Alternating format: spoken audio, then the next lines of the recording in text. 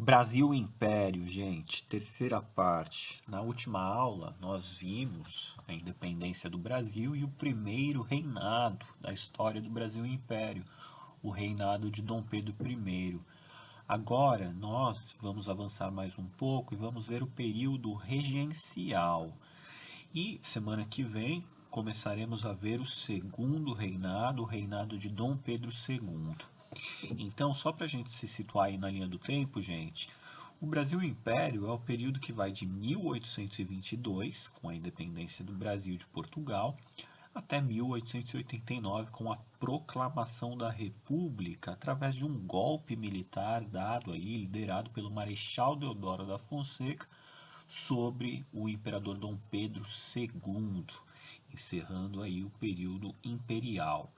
Então a gente tem aproximadamente quantos anos aí? De 1822 a 1889. A gente tem 60 e poucos anos, não é isso? Um pouco mais. E esse período aí a gente tem que dividir em três, tá? Bem claro aí na linha do tempo pra gente. Temos o primeiro reinado, que é de 1822 a 1831, tá?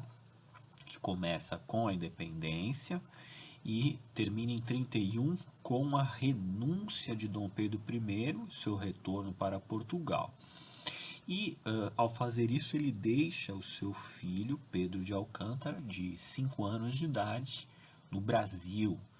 E inicia-se aí o período regencial, que vai de 1831 a 1840, até Dom Pedro II, então, passar através do chamado golpe da maioridade, né, aos 14, dos 14 para os 15 anos, quando ele passa a assumir o cargo, né, sua função de imperador do Brasil a partir de 1840. Enquanto ele tem de 5 até 14 anos, ele vai ser tutelado, tá? Ele vai ser cuidado, orientado, vai ficar sob cuidados e sob influência também durante a sua educação dos regentes do Brasil, os regentes do Brasil, que é a elite brasileira, é a elite política brasileira e ao mesmo tempo também a elite dona de terras do Brasil, tá? O segundo reinado ele vai durar de 40 até 89, então 49 anos, tá? É bom a gente fazer essa comparação porque é muito interessante que quando a gente vê uma imagem do Dom Pedro II, todo mundo já viu a imagem do Dom Pedro II, né? É um velhinho barbudinho, né? Simpático ali. Esse cara, e quando a gente vê uma imagem do Dom Pedro I, a gente vê um jovem, um moço jovem, né? Olha só, deixa eu ver, eu tenho até aqui, ó. Isso aqui é uma representação, né? Uma caricatura, um desenho. E no meu canto esquerdo nós temos quem aí? Dom Pedro I, né? Dom Pedro I é jovem, e ele sempre é retratado como um jovem. Já o Dom Pedro II, eu não tenho nenhuma fotografia dele aqui, mas vocês podem buscar na internet e vão ver que é sempre um velhinho, né? Então às vezes a gente fala assim, pô, mas o velhinho é o filho desse jovem rapaz aí? Pois é, né? É sim. E a gente precisa dar uma olhada então como é que aconteceu essa passagem, tá? Tudo começa, gente. Vamos olhar agora como é que acontece a renúncia de Dom Pedro e a sucessão dos regentes, né? Temos aí uma representação nesse quadro aí do Dom Pedro entregando o ato de renúncia. E por que ele faz isso, gente? Vocês se lembram na última aula quais foram as razões, as causas que motivaram Dom Pedro I a renunciar? A gente tem que lembrar que o primeiro reinado foi caracterizado por uma série de crises, né? Uma série de problemas ali. O primeiro deles foi a crise política. A gente viu que Dom Pedro I ele fechou a Assembleia, o Congresso, né? O parlamento brasileiro, que mal tinha sido criado ali com a independência. Em 1823, houve uma assembleia discutindo a Constituição do Brasil, quais seriam as regras, as leis e os valores do Brasil. E essa assembleia ela tinha um caráter muito liberal, né? Ela era bem para frentex, talvez, né? Nas suas ideias, mas ela não vai vingar, porque logo em 24 o Dom Pedro I vai mandar fechar o parlamento e vai impor uma constituição própria de caráter bastante conservador, né? No sentido de centralização política, né? Centralização na figura do imperador, controle total ali a partir do Rio de Janeiro, enviando ordens para todas as províncias, e o Brasil é um território gigante, né, que a comunicação é muito difícil entre as províncias, e de repente o cara que está lá, a província que está no Rio Grande do Sul, a província que está no Pará, separadas uns 2.000 quilômetros, né, às vezes eles têm realidades muito específicas e comandos e poderes muito localizados ali. Então, as ordens que vinham do Rio de Janeiro, centralizadas ali no Rio de Janeiro, muitas vezes criavam atrito com as elites locais. Pois bem, houve uma crise política, né, por esse excessivo centralismo de Dom Pedro.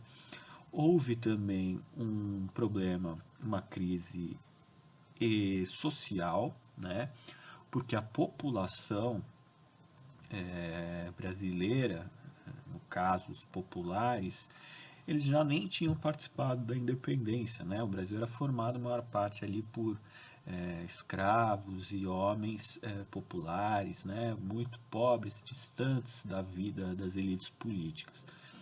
E a imagem dele foi se deteriorando, a imagem de Dom Pedro foi se deteriorando, né, frente à população.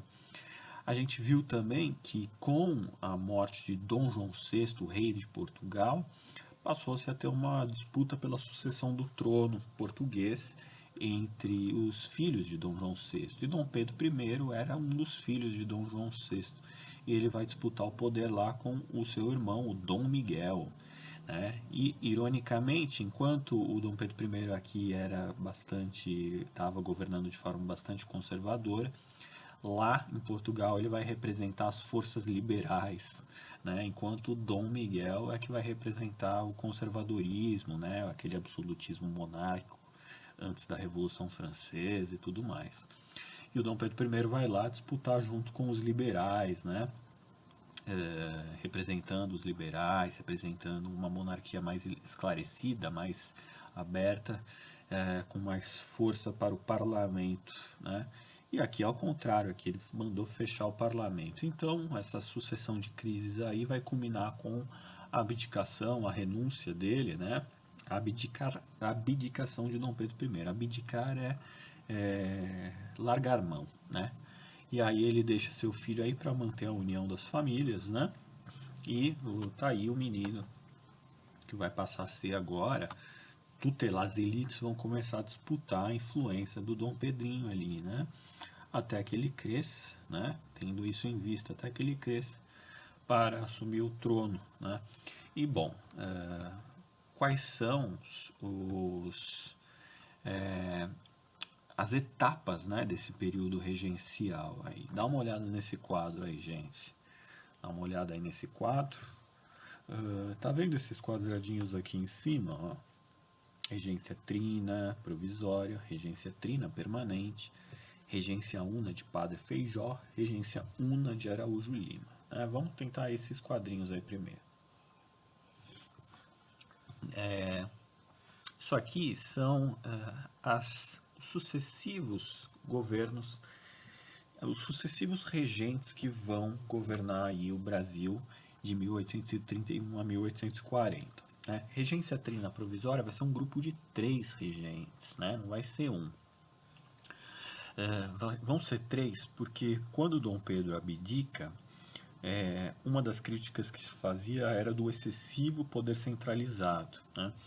Então, diante desse excessivo poder centralizado na figura do imperador, optou-se por 3 regentes, de forma a amenizar um pouco essa crise. E são 3 regentes que vão governar de forma provisória, né? E posteriormente eles passariam o cargo, né? Depois de 2 anos, passariam o cargo para mais 3 regentes, né? E é o que vai acontecer,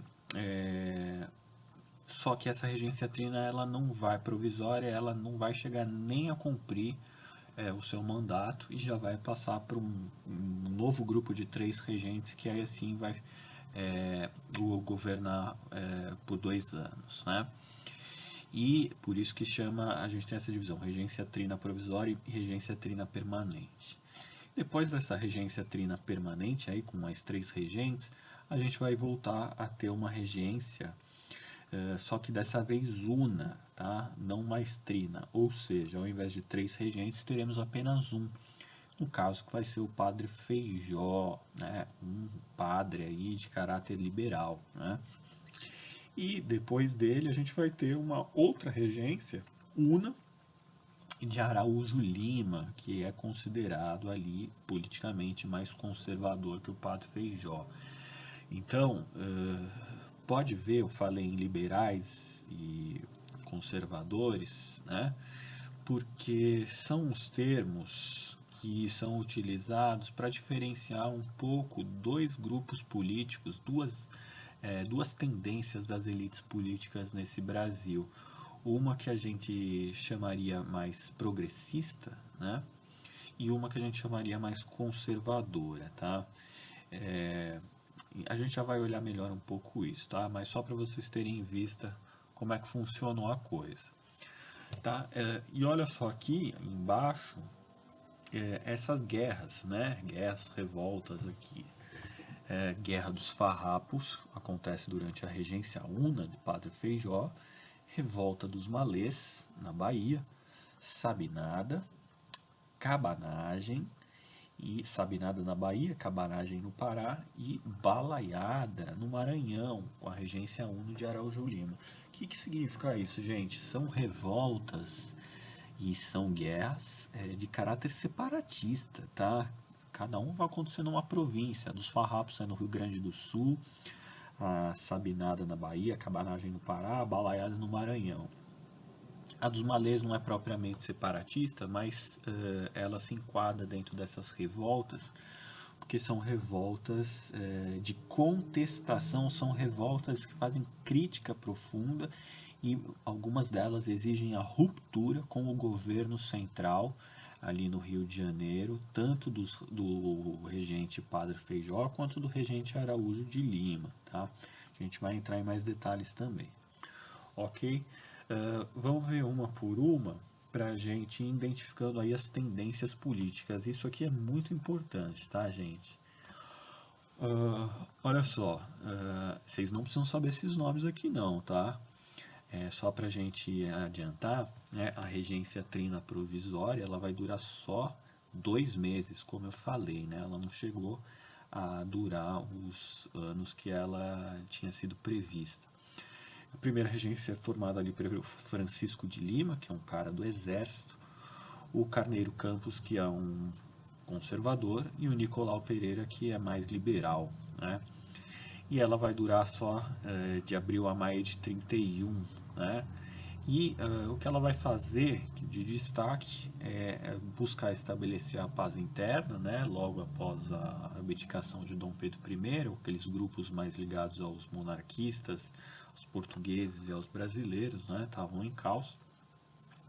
E ele vai conceder anistia, ou seja, perdão político aos revoltosos, né? Esses grupos ligados ali ao Dom Pedro I, né? E vamos dar uma olhada na regência trina permanente, tá? Não precisa saber os nomes também, gente. Mas ela é composta por Francisco de Lima, Braulio Muniz e Costa Carvalho, né? Ela vai durar de 32 a 35 ali, né? E ela vai ter um caráter mais liberal e menos conservador, tá? E ela vai surgir ali também para tentar combater as revoltas que vão surgir ao longo aí por todo o Brasil, né? essas revoltas que estão querendo se separar, inclusive, né? E aí a gente tem também esses grupos políticos, essas tendências políticas que eu mencionei agora há pouco, né? Logo após a abdicação de Dom Pedro, existe ainda, ó, vou começar de baixo para cima, um grupo chamado de restauradores, né? O que os restauradores queriam, né? A volta de Dom Pedro I para o Brasil, né? Então é um grupo bem fiel ao Dom Pedro I, né? Mesmo ele indo disputar o trono em Portugal, esses restauradores queriam restaurar a ordem do primeiro reinado e exigir a volta de Dom Pedro I, né? E depois a gente vai ter os moderados e os exaltados, né? Vamos dar uma olhada. Os moderados e os exaltados, os dois grupos são liberais, tá? Em tese. Mas a gente chama assim, liberais moderados, né? Ou progressistas, não, liberais moderados, e os liberais exaltados, que são os liberais mais radicais, tá? Vamos dar uma olhada melhor, tá? Porque isso aqui é importante. Então, os restauradores, como eu falei, eles queriam a volta de Dom Pedro I. Eles eram absolutistas, eles queriam o poder totalmente absoluto e centralizado, sem muita liberdade para o parlamento, sem muita liberdade de expressão e sem nenhum caráter popular, tá? Esse setor era formado principalmente por portugueses residentes no Brasil, tá? Comerciantes portugueses, militares de alta patente, tá? E altos funcionários. Tá? Depois a gente vai ter o grupo dos liberais exaltados, que são eles querem um liberalismo mais radical, né? Então, descentralização do poder é uma palavra-chave para o liberal exaltado. Eles querem autonomia para as províncias do Brasil, ou seja, as elites lá do Rio Grande do Sul, as elites da Bahia, as elites do Pará, elas querem autonomia para criar suas próprias leis e governar de forma mais independente, sem tanto controle do Rio de Janeiro, né? É bastante inspirada na Constituição dos Estados Unidos da América, né? Que também, quando faz a sua independência, estabelece uma república federativa com bastante liberdade para as províncias, né? Então, por exemplo, a província lá no Rio Grande do Sul quer legalizar, sei lá, o porte de armas, né? Enquanto as elites lá do Pará não querem, né? Então pode, cada estado deve, cada província deve ter autonomia para criar suas próprias leis, desde que não fira a Constituição do país, tá? Eles querem, portanto, isso significa descentralizar o poder, tá, gente? Tá? Eles querem um sistema federalista, né? Quando a gente fala sistema federalista, é exatamente isso, autonomia para as unidades federativas, autonomia para as províncias, tá? E as províncias vão estar unidas, elas vão estar unidas, mas cada um com sua própria autonomia, tá? E eles querem, olha só, querem uma república. Os liberais exaltados, por isso que eles são mais radicais, eles não querem monarquia, eles querem república. Na república, quem escolhe o representante do país, quem escolhe, não tem figura de monarca, imperador que transmite o poder de pai para filho. Não são famílias, é por eleição, tá? Por isso que é mais radical. E quem é que defende essas ideias? Pode dar uma olhada aí, né? São os profissionais liberais, né? São os pequenos comerciantes, são funcionários mais modestos da administração pública, né? São militares de baixa patente. É gente que não tem aquele poder, né? Não tem terras igual tem os grandes latifundiários. E são profissionais da classe média, digamos assim, né? Então esse é o grupo que forma os liberais exaltados. E em contraposição a esse grupo, a gente tem os liberais moderados, né?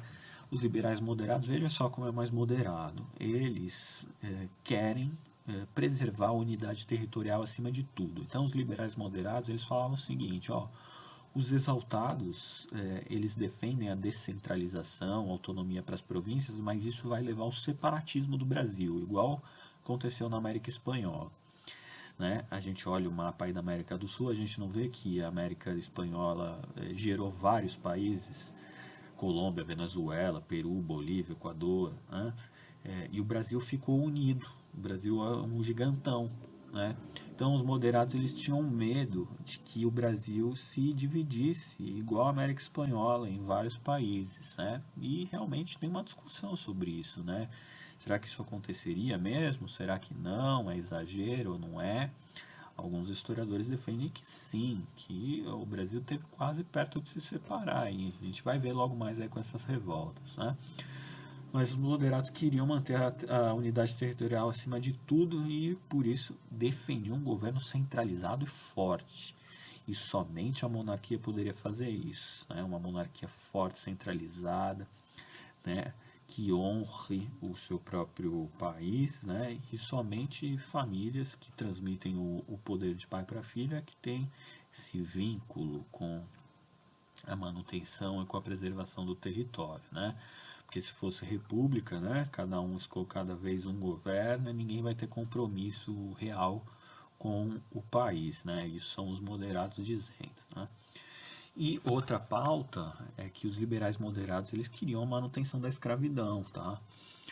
Os exaltados, olha só que interessante, os exaltados, dentro dos exaltados a gente vai ter um grupo que vai dizer não, tem que acabar com a escravidão, isso é coisa do passado, isso é horrível, e para um país ir para frente, ele tem que ter mão de obra assalariada, né? Não existe a Inglaterra industrializou-se, a França está industrializando-se, pô, precisa de mercado consumidor, matéria-prima, para o progresso e o sistema capitalista desenrolar, né? Os moderados já não, os moderados falavam, não, o lugar do Brasil é ser um grande exportador de produtos agrícolas, né, como café, o açúcar, e para isso precisa de mão de obra escrava. Nosso lugar no mundo é esse, tá? Ser o celeiro do mundo, né? Então, os moderados queriam a manutenção da monarquia, da escravidão, e eles concediam um aumento do poder das províncias, tá? Na medida, né? Na medida e sem muitos exageros, tá? E especialmente esse grupo aí dos liberais moderados era formado por grandes proprietários rurais, tá? Especialmente dessas províncias aí, ó, São Paulo, estão vendo aqui os setores? Quem é que defende as ideias moderadas, né? Os liberais moderados? São os grandes proprietários rurais, São Paulo, Rio de Janeiro, Minas Gerais e Nordeste. Então, são os latifundiários, os grandes proprietários de terra. É óbvio que para esses caras interessa manter a monarquia, interessa manter a escravidão, tá? Porque eles querem a preservação das suas riquezas e do sistema econômico que gera as riquezas que os garante no poder, tá? Que lhes garante o prestígio. Então, tá aí, tá? Essa é a divisão que tem aí durante essa regência. Restauradores, liberais exaltados e liberais moderados, ok? E aí, quem é que vai prevalecer durante essa regência aí? Quem será que vai prevalecer? Né? A gente vai ter, isso é importante, tá? A gente tem em vista que esses interesses aqui eles vão ficar assim, ó, se alternando, tá? A gente vai ter momentos que os liberais exaltados vão prevalecer e outros momentos que os liberais moderados vão prevalecer, tá? Então, por exemplo, em 1831, né, no primeiro ano aí da regência, a regência trina, provisória, depois a permanente, vai criar a Guarda Nacional, né? O que era essa Guarda Nacional, né? Veja só aqui uma imagem da Guarda Nacional. A Guarda Nacional é o seguinte, o Brasil não tinha um exército bem formado ainda, né? Então como como é que se protegeria o território, né? Então, cada estado, a Guarda Nacional tinha sido criado para conceder a cada uma das províncias, para as elites de cada uma das províncias, tá? Especialmente os fazendeiros mais ricos de cada província, né? O fazendeiro mais rico da Bahia, o fazendeiro mais rico do Pará, o fazendeiro mais rico do Rio Grande do Sul, eles vão ter autonomia, veja só, vão ter autonomia para criar a sua própria guarda nacional e treinar, tá? Homens, os jagunços ali, eles vão fazer o alistamento, né? Vão obter a patente de coronel e vão ter o poder de formar e treinar e dar armas para seus jagunços ali para formar um exército local, né? Tipo uma guarda local. Isso, vocês acham que é uma medida liberalizante de que nível, né? Mais conservadora, ou mais exaltada, ou mais moderada, né? Ela, na medida em que permite que cada elite crie a sua guarda nacional, ela acaba favorecendo uma autonomia administrativa, tá? Ela acaba favorecendo a descentralização do poder, porque não tem um exército unificado, tem a Guarda Nacional. Então é uma medida mais liberalizante, né? E aí tá aí, tá? A Guarda Nacional vai ser formada, né? E ela tinha o objetivo de conter agitações, né? Por exemplo, vai desde revoltas de escravos até revoltas locais, tá? Contra o poder. Então, tá aí a Guarda Nacional, uma instituição que vai ser criada. Tá? Em 1834, temos a criação do ato adicional também, tá? Já na regência Una. Né? E esse ato adicional dizia o seguinte, ó, vai-se a partir de agora, o ato adicional diz o seguinte, em 34, acaba-se agora o sistema de regência trinas, tá?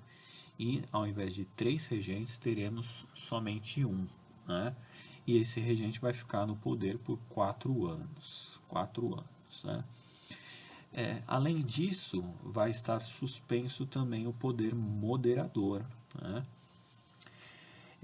Vocês lembram o que era o poder moderador? O poder moderador era o poder que, ao lado do executivo, legislativo e judiciário, criavam um poder total para o imperador, né? No caso era o Dom Pedro, que tinha poder de interferir tanto no executivo, quanto no legislativo, quanto no judiciário a qualquer momento, né? A gente viu como isso significava na prática um retorno ao absolutismo, né?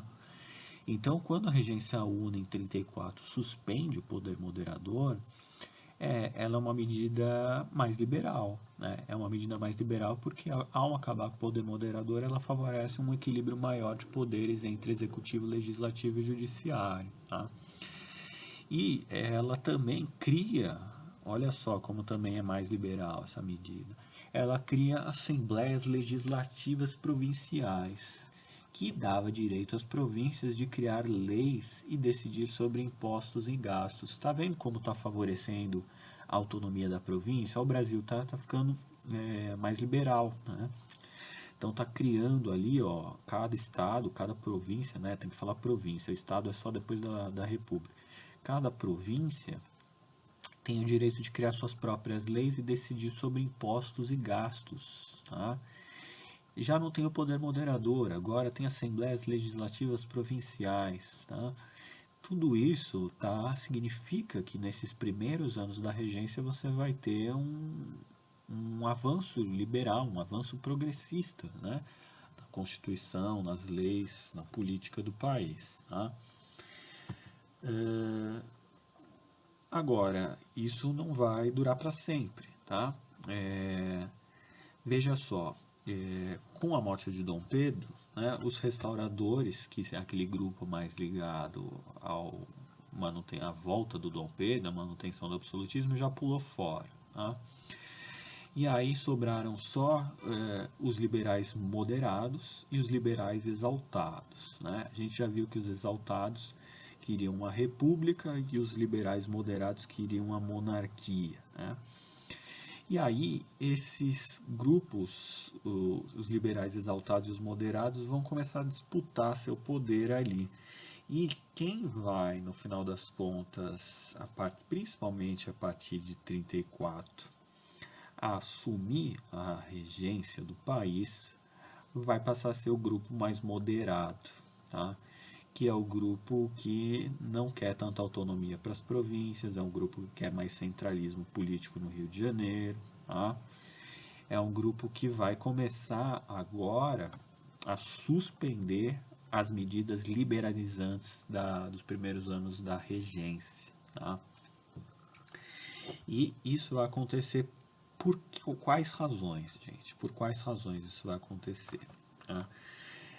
Vai acontecer porque exatamente a partir de 34 e 35 vai explodir um monte de revolta no Brasil. O Brasil vai ficar à beira de se separar, de se fragmentar. Tá? E aí diante, lembra que a gente tinha falado lá que cadê aqui? Que os liberais moderados acusavam os liberais exaltados de colocar a integridade territorial do Brasil em risco? Pois é, quando começa a explodir as revoltas a partir de 35, aquelas lá da cabanagem, do farroupilha, balaiada, etc, etc, os moderados começam a ganhar mais poder, tá? Começam a ganhar mais poder e aí eles começam a assumir a regência, tá? Do Brasil. E o primeiro regente dessa ala vai ser o Araújo de Lima, tá? Detalhe, gente, dentro desses liberais moderados que agora os restauradores já estão fora, os exaltados vão começar a perder cada vez mais poder e os moderados agora que estão prevalecendo, dentro dos moderados a gente vai ter agora duas divisões, tá? Duas divisões. E essa divisão a gente chama de um grupo progressista e de um grupo conservador, tá?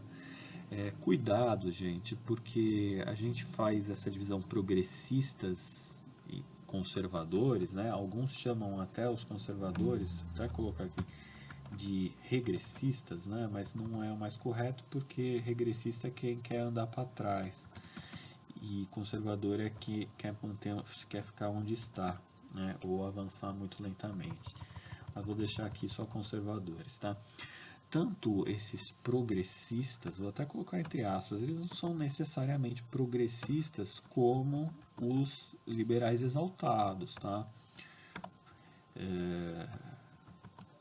Eles são progressistas porque eles querem, entre aspas, porque eles ainda defendem a monarquia, eles não estão questionando a autoridade do imperador, e eles vão ter medidas mais tímidas em relação à concessão de autonomia para as províncias brasileiras.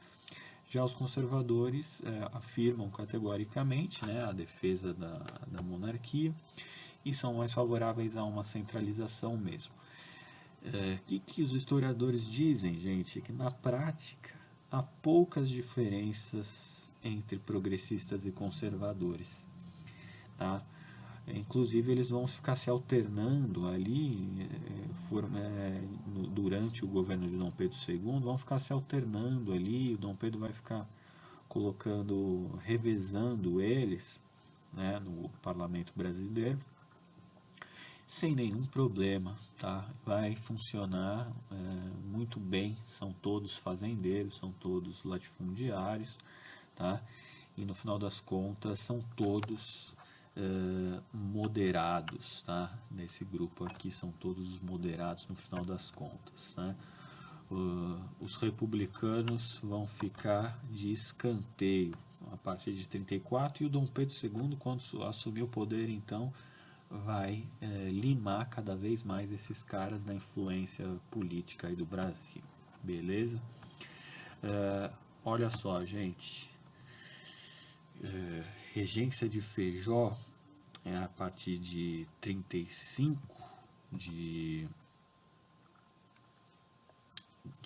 Feijó e de Araújo de Lima, né? A partir de 37, são regências que vão enfrentar o problema das revoltas no Brasil. Tá? Vamos dar uma olhada o que querem essas revoltas aí. Vamos dar uma olhada nesse mapa aqui, gente.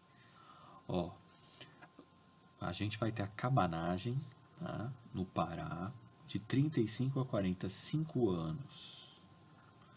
A gente vai ter a balaiada, né? A balaiada está aqui no Maranhão, tá? De 38 a 41, 3 anos. A gente vai ter a Sabinada na Bahia, né? Liderada ali pelo Sabino, de 37 a 38. E a gente vai ter a revolta dos farrapos, a guerra dos farrapos, de 10 anos, de 35 a 45 aqui no Rio Grande do Sul e Santa Catarina, tá? Então veja só, olhando esse mapa, a gente vê que as províncias do norte e as províncias do sul não estão satisfeitas com o controle dos regentes aqui no Rio de Janeiro, tá? Olha como esse país é grande. Será que esse cara do Pará tem alguma coisa a ver com esse cara do Rio Grande do Sul? Será que esse cara de Santa Catarina tem alguma coisa a ver com esse cara da Bahia? Né? De que forma que eles estão unidos? De que forma que esse país vai ficar unido? Né? A gente está vendo justamente a construção do país, a construção do Brasil. Tá? Nesse momento aqui, o Brasil poderia ter se separado, né? Ou não, né? Como é que, né? Será que poderia mesmo? Né? A gente fica se perguntando isso, né? Antes de entrar, vocês vão ter que pesquisar mais especificamente cada uma delas, né? Eu vou deixar indicado aí alguns vídeos para a gente ver mais especificamente cada uma. Mas em conjunto, o que a gente pode afirmar sobre essas revoltas? O que elas queriam, né? Elas queriam maior autonomia para as províncias, né? E uma vida melhor, né? Então, por exemplo, os farrapos no Rio Grande do Sul, uma das motivações foi os impostos criados, tá, sobre o charque produzido do Rio Grande do Sul. O charque é a carne, tá? É a carne do boi. A carne do boi é o charque, é um tipo de gado lá do Rio Grande do Sul.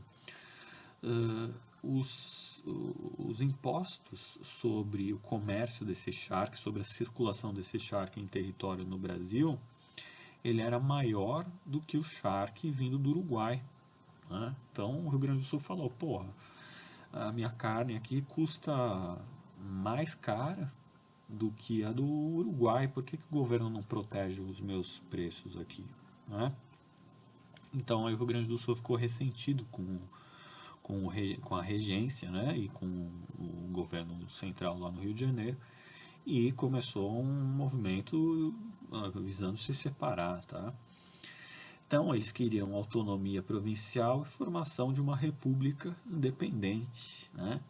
Quem que vai liderar esses farrapos vai ser Bento Gonçalves, Canabarro e Garibaldi. Garibaldi é um italiano que inclusive participou da unificação da Itália, né, do movimento lá da unificação italiana, e veio para o Brasil, ajudou nos farrapos também, né? Bom, essa revolta ela vai durar 10 anos, tá? E no final das contas, o Rio Grande do Sul não vai se separar, vai continuar parte do Brasil, mas vai obter as reivindicações que eles queriam, ou seja, a proteção dos preços do charque produzido lá no Rio Grande do Sul e o aumento dos impostos sobre o charque vindo do Uruguai. E assim ficou todo mundo, no final das contas, com muitos mortos nesse meio tempo, entraram no acordo, tá? Então o Rio Grande do Sul garantiu sua integridade ali, sua parte territorial junto ao Brasil, né? Depois a gente tem a cabanagem no Pará e na Amazônia, né, que também vai ter como causa o isolamento da província. Então, a província do Pará e do Amazonas estava reclamando que o Rio de Janeiro, que o governo central não estava muito afastado da realidade local do Pará e que esse isolamento estava prejudicando a população e essa população precisava passar a se auto-administrar, se autogovernar livre dos impostos vindos do Rio de Janeiro, livre das ordens vindas do Rio de Janeiro, né? E olha só como ela era mais radical. Ela queria o fim da escravidão, ela queria terras e ela queria proclamar uma república também, tá vendo? Eles são formados por liberais exaltados ali, querem república, não monarquia. E a gente tem como líderes Antônio e Francisco Vinagre, né? E vai terminar, né, vai durar 5 anos com 30 a 40 mil mortos. Então, uma violência brutal por parte da regência na contenção dessa revolta, tá? Depois teremos a balaiada no Maranhão, né? Também olha só a causa: crise econômica do algodão e altos impostos, né?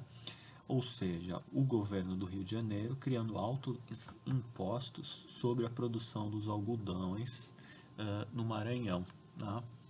E nessa época estava acontecendo uma guerra nos Estados Unidos, entre o norte e o sul dos Estados Unidos, e o algodão produzido ali na Bahia, no Maranhão, ele estava sendo exportado para os Estados Unidos, né? E a circulação desse algodão, né? Para que ele circulasse eram cobrados altos impostos, né, por parte do governo para os produtores, e isso gerou muita insatisfação. Então, as elites lá do Maranhão passaram a questionar a autoridade do Rio de Janeiro. E aí eles propunham a olha só como era radical também, o fim da escravidão e a substituição do presidente da província. O presidente da província é o governador da província. Eles queriam um governador que não fosse um fantoche da regência central, né? E a gente vai ter como líderes Raimundo Gomes, Manuel Francisco dos Anjos e Preto Cosme, né, representando ali os negros escravos, tá? Também vai terminar de forma violenta, com 11 mil pessoas mortas, prisões e condenações à morte, ou seja, a resposta brutal da regência, né? Vai terminar em 1841 já com o Dom Pedro II, tá? Depois, por fim, a gente tem a Sabinada na Bahia, que também tem como causas, tá? Mais uma vez, impostos ali da regência central no Rio de Janeiro, sobre sobre a elite baiana, né? E também essa elite baiana, e aí a gente tem uma participação forte das classes comerciantes também na Sabinada. Eles queriam a proclamação da República, né? E separar a Bahia também até Dom Pedro II atingir a maioridade. Então é curioso, né? Porque eles não aceitavam as ordens das regências e mais aceitariam as ordens quando Dom Pedro II atingisse a maioridade, né? Então ela não era tão radical quanto as outras, né? Porque ainda assim defendia a monarquia e defendia uma república provisória, né? E a gente tem como líder Francisco Sabino, né? Também resultou ali numa 3 mil pessoas presas, 1.200 pessoas mortas. Um Brasil extremamente violento, né?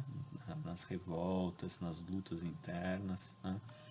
E aqui na Sabinada tem uma representação maior das classes médias, né? Das camadas médias, tá? Então,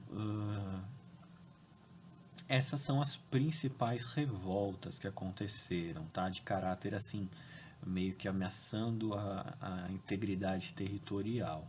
A gente tem também a revolta dos malês, né? Que é uma revolta de escravos urbanos. Aí é mais específico, porque é uma revolta de escravos urbanos na cidade de Salvador, na Bahia, né? Então, um grupo de escravos ali, principalmente escravos recém-chegados e islâmicos, eles influenciados ali pela independência do Haiti, né? Porque a independência do Haiti foi uma revolta de escravos, né? Que matou lá a elite francesa, foi super brutal e serviu, né? Aterrorizou aqui os países as colônias portuguesas e espanholas. E a ideia desses malês, aí eles começaram durante vários dias, saíam à noite, praticando a sua religião e provocando também a vinganças contra os donos de escravos. Então esses malês, eles matavam os escravocratas, fazendeiros, quem maltratava lá os escravos, né? Então eles tinham a ideia de formar uma república ali na cidade de Salvador, né? Tomar o poder, matar os brancos e também mulatos, que eles chamavam, né? Que eram os escravos que tomavam partido dos seus donos, dos seus proprietários, né? Então, um episódio bastante traumático ali, né, em Salvador, né? Também vai terminar com dizimação de vários negros, né? O líder Manuel Calates, né, vai ser preso, torturado, morto, né? E outros vão ser degredados lá para a África, né? Aí diante de tantas revoltas, né? Malês, Sabinada, Balaiada, Maranhão, Balaiada, Farrapos, né?